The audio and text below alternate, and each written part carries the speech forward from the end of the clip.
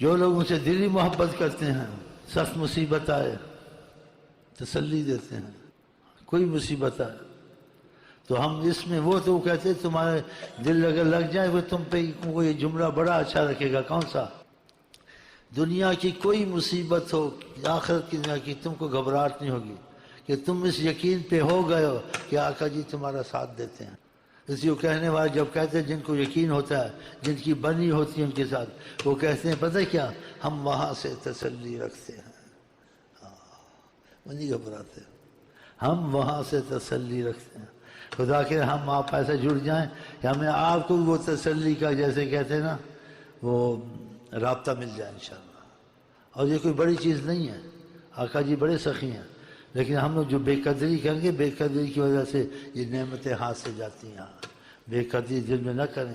آج سے سچے غلام مصطفیٰ بن جائیں دل سے،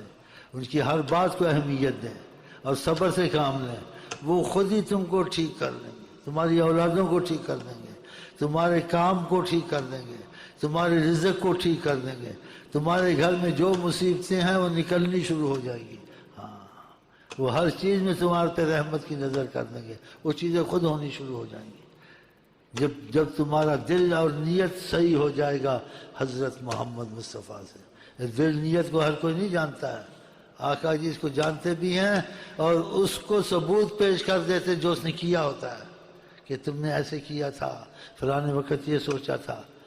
پھر ڈرتا بھی ہے، کانپتا بھی، مان بھی جاتا، اس کی اندر کی باتیں بتاتے ہیں اس کو، اندر کی تو کیسے پتہ چلا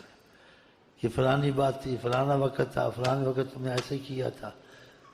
پھر وہ سمجھ جاتا ہے۔ تو خدا کرے ایسی نعمت قرب کی اور رحمت کی ہم کو تم کو نصیب ہو جائے، اور ہماری تمہاری نیت حضرت محمد مصطفیٰ سے آج کے بعد بالکل سچی ہو جائے۔